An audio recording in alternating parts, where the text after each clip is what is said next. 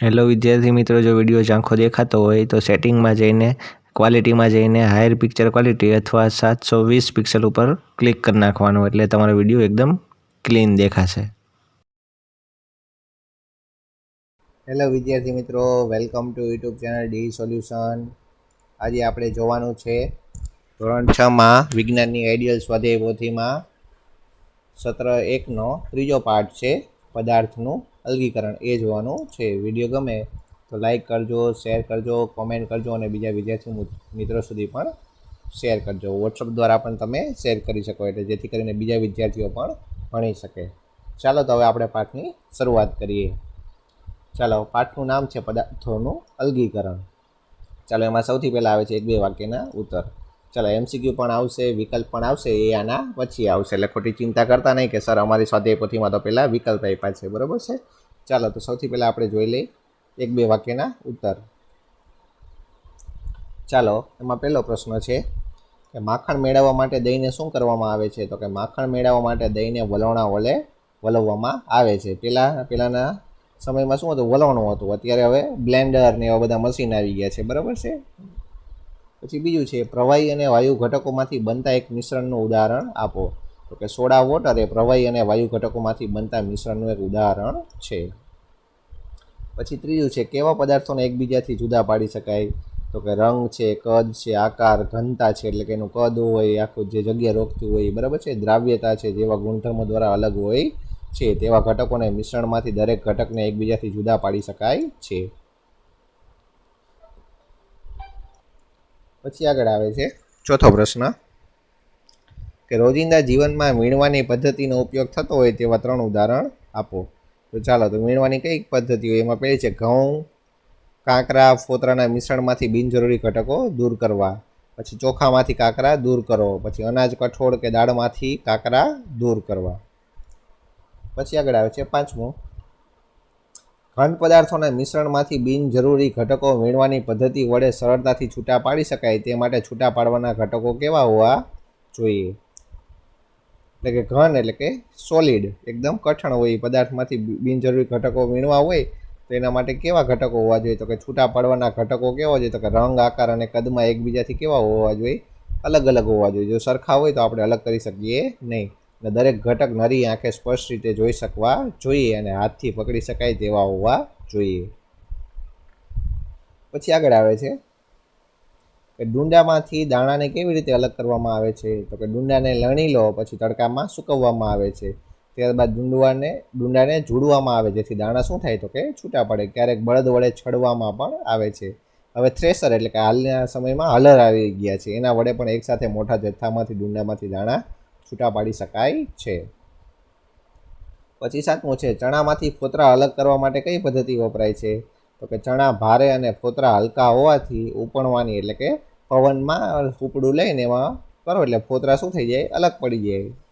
એ ક્રિયા દ્વારા ચણામાંથી ફોતરા અલગ કરવામાં આવે છે.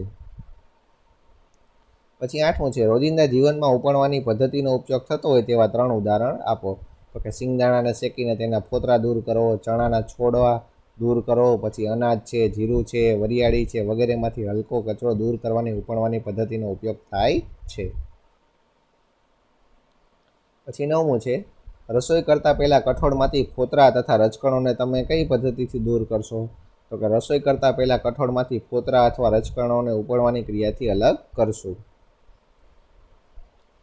પછી આગળ આવે છે 10મું, ઝીણું મીઠું અને દળેલી ખાંડને ઉપણવાની પદ્ધતિથી અલગ ન કરી શકાય, કારણ આપો. ચાલો, ઝીણું મીઠું અને દળેલી ખાંડ હોય તો એને ઉપણવાથી તમે અલગ ન કરી શકો. બે ભેગું કર્યું હોય તો કેમ ન અલગ કરી શકો? તો કે જો મિશ્રણના ઘટકોના કણોના કદ અને ઘનતા કેવા હોય છે? તો કે જુદા જુદા હોય. એટલે કે હલકાપણું કે ભારેપણું અલગ અલગ હોય તો જ પવન દ્વારા તેઓ અલગ પડી શકે. બંને કેવા હોય? ઝીણું હોય, એટલે બે અલગ થાય નહીં. ઝીણું મીઠું અને દળેલી ખાંડના કણોમાં તફાવત બહુ નાનો હોવાથી ઉપણવાની ક્રિયા દ્વારા અલગ કરી શકાય નહીં.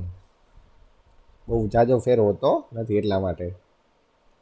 પછી 11મું છે, રોજિંદા જીવનમાં ચાળવાની પદ્ધતિનો ઉપયોગ થતો હોય તેવા 3 ઉદાહરણ આપો. બરાબર છે. ચાલો, એમાં લોટમાંથી ભૂસું અને થૂલું દૂર કરવા, એટલે કે એમાં કચરો હોય. બરાબર. એ પછી બાંધકામ કરતી વખતે રેતીમાંથી પથ્થર અને કાંકરા દૂર કરવા માટે બરાબર છે. બાંધકામ વખતે પણ તમે જોતા હોય રેતી ચાળતા હોય. પછી રાઈ, તલ, જીરું વગેરેમાંથી ઝીણી કાંકરી દૂર કરવા ચાળવાની પદ્ધતિનો ઉપયોગ થાય છે. પછી 12મું છે એકબીજામાં ન ભળી જાય તેવા બે પ્રવાહીના મિશ્રણને કેવી રીતે અલગ કરશો? તો કે બંને પ્રવાહીના મિશ્રણને હલાવીને સ્થિર કરવો. પછી હળવો ઘટક એનો ઉપરનો અલગ સ્તર રચે. જે હળવો હોય છે એ ક્યાં આવતો રહે છે? ઉપર. જેને નિતારણ દ્વારા અલગ લઈ લેવામાં આવે છે. પૃથ્થકરણ ગળણીની મદદથી પણ અલગ કરી શકાય છે.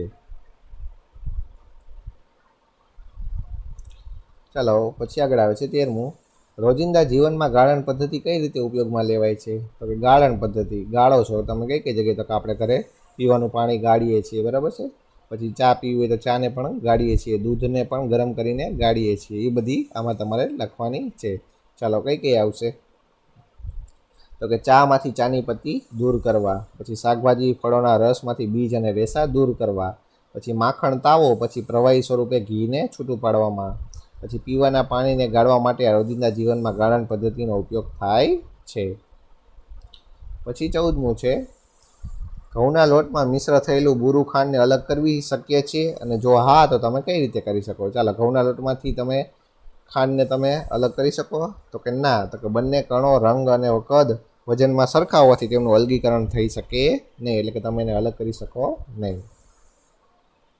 ચાલો પછી આગળ આવે છે વ્યાખ્યા આપો.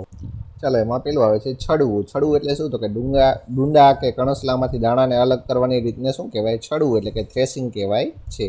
આપણે હળર દ્વારા પણ એને અલગ કરી શકીએ છીએ. પછી બીજું છે ચાળવું. તો કે જ્યારે મિશ્રણના ઘટકોના કણો અલગ અલગ કદના અને ઘન સ્વરૂપમાં હોય ત્યારે ચાળણીના છિદ્રો એટલે કે ચાળણી દ્વારા અલગ પાડવાની ક્રિયાને શું કહેવાય છે? તો કે ચાળવું કહેવાય છે. પછી ત્રીજું છે નિક્ષેપણ. તો કે જ્યારે મિશ્રણમાં રહેલો વજનમાં ભારે ઘટક તેમાં પાણી ઉમેરવાથી પાત્રના તળિયે શું થઈ જાય? નીચે બેસી જાય અને તેને નિક્ષેપણ કહેવાય છે. પછી નિતારણ. તો કે મિશ્રણમાં પાણી ઉમેરી હલાવી થોડીવાર પછી ઉપરના પ્રવાહીને અન્ય પાત્રમાં લઈ નિક્ષેપિત પદાર્થોથી અલગ કરવાની પદ્ધતિને શું કહેવાય? તો કે નિતારણ કહેવાય છે. પછી પાણી ઉમેરી હલાવો ને પછી શું થાય છે કે અન્ય પાત્રમાં લઈને એને અલગ કરી શકો છો નિતારીને. પછી બાષ્પીભવન. તો કે પાણીને બાષ્પમાં રૂપાંતર થવાની ક્રિયાને શું કહેવાય? બાષ્પીભવન કહેવાય. એટલે કે પાણી વરાળમાં રૂપાંતર થઈ જાય ક્રિયાને બાષ્પીભવન કહેવાય. પછી આવે છે ઘનીભવન. તો કે પાણીની વરાળનું ઠંડા પાણીને પ્રવાહી સ્વરૂપમાં રૂપાંતર થવાની ક્રિયાને શું કહેવાય? ઘનીભવન કહેવાય. એટલે કે પાણીનું વરાળ હોય ને ઠંડી પાડો એટલે વળી પાછું પાણીમાં જ આવી જાય, એટલે કે પ્રવાહી સ્વરૂપમાં આવી જાય, લિક્વિડ સ્વરૂપમાં આવી જાય તો આ ક્રિયાને શું કહેવાય? ઘનીભવન કહેવાય. પછી આગળ આવે છે સંતૃપ્ત દ્રાવણ. તો કે જે દ્રાવણમાં વધુ દ્રાવ્ય ન ઓગળી શકાય તેવા દ્રાવણને સંતૃપ્ત દ્રાવણ કહેવાય. દાખલા તરીકે તમે એક ગ્લાસમાં ખાંડ ઓગાળી હોય, પછી અમુક સમય સુધી તમે ખાંડ નાખ કરો, પછી ખાંડ ઓગળે જ નહીં, ખાંડ એમને તળિયે પડી રહી, તો એ દ્રાવણ કેવું કહેવાય? તો કે સંતૃપ્ત દ્રાવણ કહેવાય. સંતૃપ્ત એટલે કે ધરાયેલું એકદમ એવું કહેવાય સંતૃપ્ત દ્રાવણ. ચાલો પછી આગળ આવે છે તમારા ફેવરેટ વિકલ્પો MCQ. ચાલો એમાં પેલું છે ચા ગાળતી વખતે ચાની ભૂકીને ખાલી જગ્યા વડે પ્રવાહીથી અલગ કરવામાં આવે છે. તો કે જવાબ આવશે ડી, ગળણી વડે. પછી બીજું છે દાળ અને ચોખાનું મિશ્રણ કયા ઘટકોમાંથી બને છે? તો કે એ ઘન એટલે કે સોલિડ. પછી ત્રીજું છે ચોખામાંથી કાંકરા દૂર કરવાનો હેતુ શું છે? તો કે સી, કચરો કે નુકસાનકારક ઘટકોને દૂર કરવા. પછી ચોથું છે માખણ મેળવવા છાશને વલોવવાનો હેતુ શું છે? તો કે એ બે જુદા જુદા પણ ઉપયોગી ઘટકોને અલગ કરવા માટે. પછી પાંચમું છે ચામાંથી ચાની ભૂકી અલગ કરવાનો હેતુ શું છે? તો કે બી, બિન ઉપયોગી ઘટકને દૂર કરવા. પછી છઠ્ઠું છે કઠોળમાંથી કાંકરા દૂર કરવા માટે કઈ પદ્ધતિનો ઉપયોગ થાય છે? તો કે બી, વીણવાનો. પછી સાતમું છે ડુંડામાંથી દાણા કાઢતા પહેલાં તેને ખાલી જગ્યામાં સૂકવવામાં આવે છે. તો કે સી, તડકામાં સૂકવવામાં આવે છે. પછી આઠમું છે ઘઉંના લોટમાંથી થૂલું દૂર કરવા કયું સાધન વપરાય? તો કે સી, ગળણી વપરાય. પછી નવમું છે છાશમાંથી વધારાના પાણીનો ભાગ દૂર કરવા કઈ પદ્ધતિનો ઉપયોગ થાય છે? તો કે વધારાનો ભાગ આપણે સી, નિતારણ પદ્ધતિથી અલગ કરીએ છીએ. પછી 10મું છે એકબીજામાં ન ભળે તેવા પ્રવાહી પદાર્થોના મિશ્રણને છૂટા પાડવા માટે કયું સાધન વપરાય? તો કે સી, પૃથ્થકરણ ગળણી. પછી 11મું છે પાણીમાંથી અદ્રાવ્ય ઘન પદાર્થો દૂર કરવા કઈ પદ્ધતિ વધુ સરળ છે? તો કે ઓગળેલા ન હોય, અદ્રાવ્ય એટલે કે ઓગળેલા ન હોય તેવા, તો એને બી, ગાળવા પડે. પછી 12મું છે દરિયાના પાણીમાંથી મીઠું મેળવવા કઈ પદ્ધતિનો ઉપયોગ થાય? તો કે સી બાષ્પીભવન. પાણી સુકાઈ જાય પછી છેલ્લે આપણે એમાંથી શું મેળવીએ છીએ? તો કે આપણે મીઠું મેળવીએ છીએ. તો આ ક્રિયા કઈ કહેવાય? તો કે બાષ્પીભવનની ક્રિયા કહેવામાં આવે છે. પછી આગળ આવે છે 7મું યોગ્ય શબ્દો વડે ખાલી જગ્યા પૂરો. એમાં પહેલું છે કે ચોખાના દાણાને ડુંડામાંથી અલગ કરવાની પદ્ધતિને શું કહેવાય? તો કે છડવું કહે છે. પછી બીજું છે કે જ્યારે ડોળા પાણીને વાસણમાં આખી રાત રહેવા દેવામાં આવે છે ત્યારે અશુદ્ધિ તળિયે બેસી જાય છે.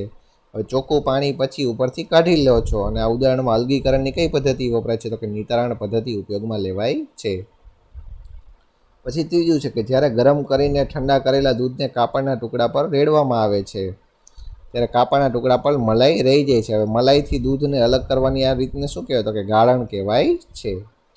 પછી ચોથું છે દરિયાના પાણીમાંથી મીઠું મેળવવા કઈ પદ્ધતિ વપરાય? તો કે બાષ્પીભવન પદ્ધતિનો ઉપયોગ થાય. પછી 5મું છે કે જ્યારે પાણીના લીધેલા જથ્થામાં વધુ પ્રમાણમાં દ્રાવ્ય પદાર્થ ઓગાળી શકાય નહીં તો આવા દ્રાવણને શું કહેવાય? તો કે સંતૃપ્ત દ્રાવણ કહેવાય. ચાલો પછી આગળ આવે છે ખરા કે ખોટા છે તે નિશાની કરીને જણાવો. ચાલો એમાં પેલું છે કે લણણી સમયે દાણાઓને ડુંડાથી અલગ કરવામાં આવે છે. તો જવાબ આવશે ખોટું. પછી બીજું છે ખાંડનું દ્રાવણ ઘન અને પ્રવાહી ઘટકોમાંથી બને છે. તો જવાબ આવશે સાચું. પછી ત્રીજું છે મોટા જથ્થામાં દાણાને છડવા માટે યંત્રો નથી વપરાતા. તો જવાબ આવશે ખોટું. પછી ચોથું છે ઉપણવાની પદ્ધતિ માટે પવન જરૂરી છે. તો જવાબ આવશે સાચું. પછી 5મું છે દળેલું મીઠું અને દળેલી ખાંડના મિશ્રણને ઉપણવાની ક્રિયા વડે અલગ કરી શકાય. તો જવાબ આવશે ખોટું. પછી 6મું છે ચાળવાની ક્રિયાથી મિશ્રણના ઘટકો છૂટા પાડવા મિશ્રણ સરખા કદના ન હોય તેવા ઘન પદાર્થોનું હોવું જોઈએ. તો જવાબ આવશે સાચું. પછી 7મું છે પાણીમાં દ્રાવ્ય પદાર્થને નિતારણ પદ્ધતિ વડે અલગ કરી શકાય. તો જવાબ આવશે ખોટું. પછી 8મું છે અનાજ અને ફોતરા નિતારણ પદ્ધતિ વડે અલગ કરી શકાય. તો જવાબ આવશે ખોટું.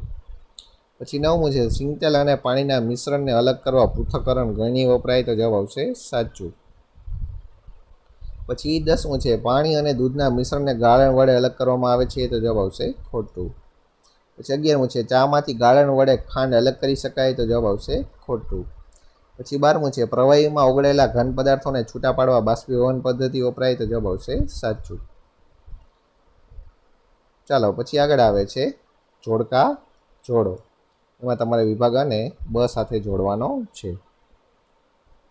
ચાલો મીઠું અને પાણીને અલગ કરવા હોય તો એના માટે કઈ પદ્ધતિ આવશે? તો કે ડી બાષ્પીભવન અને ઘનીભવન. પછી બીજું છે કાંકરા અને ચોખાને અલગ કરવા હોય તો કે સી વીણવા પડે. પછી ત્રીજું છે ફોતરા અને અનાજને અલગ કરવા હોય તો આવશે બી ઉપણવા પડે. પછી ચોથું છે ચાની પત્તી અને ચા બેને અલગ કરવા હોય તો કે એ ગાળવા પડે. ચલો આ તો તમારો ત્રીજો પાઠ. વિડીયો કેવો લાગ્યો તે કોમેન્ટ કરજો અને બીજા વિદ્યાર્થી મિત્રો સુધી પણ આપણો વિડીયો વોટ્સઅપ દ્વારા પણ તમે શેર કરજો જેથી કરીને દૂરના વિદ્યાર્થીઓ સુધી આપણો વિડીયો પહોંચી શકે અને તેઓ પણ ભણી શકે. ચાલો તો વળી પાછા મળશું નવા વિડીયોમાં. ત્યાં સુધી જોતા રહો આપણી ચેનલ ડી સોલ્યુશન.